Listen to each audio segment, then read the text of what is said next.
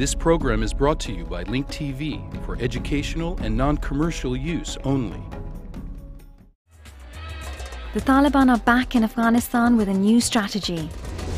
Can NATO forces defeat the insurgents this time? Will neighbouring Pakistan pay the price in the battle between the two sides? All this and more on LinkTV's Mosaic Intelligence Report. With all eyes focused on Iraq and Iran, the Taliban are back in Afghanistan. Pakistan's President Musharraf's strategy of seeking peace with pro-Taliban tribesmen in preference to military confrontation appears to have backfired. The Taliban are planning on using 6,000 to 10,000 militants in a spring offensive, according to Mullah Dadullah, the new charismatic Taliban spokesman. 500 suicide bombers have been recruited and are waiting to meet their creator as soon as the snow melts in the spring. I understand the meaning of a sacrificial act. I am an educated student from a well-to-do family. I do not have psychological problems. I can complete my education and become a doctor. NATO-led forces have recently launched a spring offensive of their own that will pitch thousands of foreign and Afghan troops against Taliban insurgents in the south of the country. This has created a well of anger amongst Afghans at civilian deaths following a spat of incidents that killed numerous bystanders. The Taliban have been emulating the insurgents in Iraq, increasing roadside bomb attacks. They have been filming their attacks and posting them on the internet using sites like the Voice of Jihad and almira.org to disseminate propaganda and claim responsibility for attacks on foreign and Afghan government forces. Faced with a mass suicide bombing campaign of the kind seen in Iraq, will NATO and the Afghan security forces cope?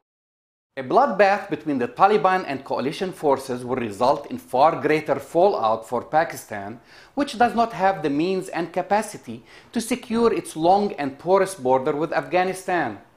Facing the onslaught by the International Security Assistance Force, ISAF, the Taliban are bound to retreat to their sanctuaries on both sides of the border, forcing the NATO-led troops into hot pursuit across the Durand Line into Pakistan tribal areas.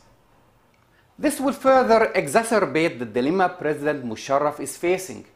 If he does the job himself, he alienates his own tribes, and if he lets the coalition forces do the killing on his own territory, he invites a dangerous political backlash at home. Pakistani President Pervez Musharraf was an ally of convenience following 9/11, and at the outset, not a bad one. He rounded up suspected terrorists and cooperated with US-led efforts to overthrow the Taliban, who held power with support from elements in the Pakistani military and secret services. Why then is he turning a blind eye on the Taliban as they smuggle arms and men back into Afghanistan? Is it because of his resentment for Hamid Karzai? Or is it because he senses that Afghanistan will eventually be abandoned by NATO and will have to deal with the Taliban, who have been getting stronger by the day? Afghanistan is a far bigger quagmire than that created by President Bush in Iraq, and not one that can be easily remedied. By the way, has anyone mentioned Bin Laden lately? I'm Jamal Dajani for the Mosaic Intelligence Report. To learn more about this program or to share your thoughts, visit us at linktv.org/mosaic.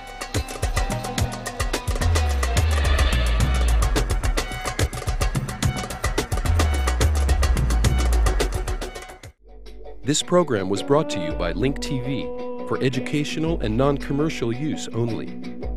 LinkTV is the only U.S. television network devoted to global and national news, with uncompromising documentaries and diverse cultural programs which connect you to the world.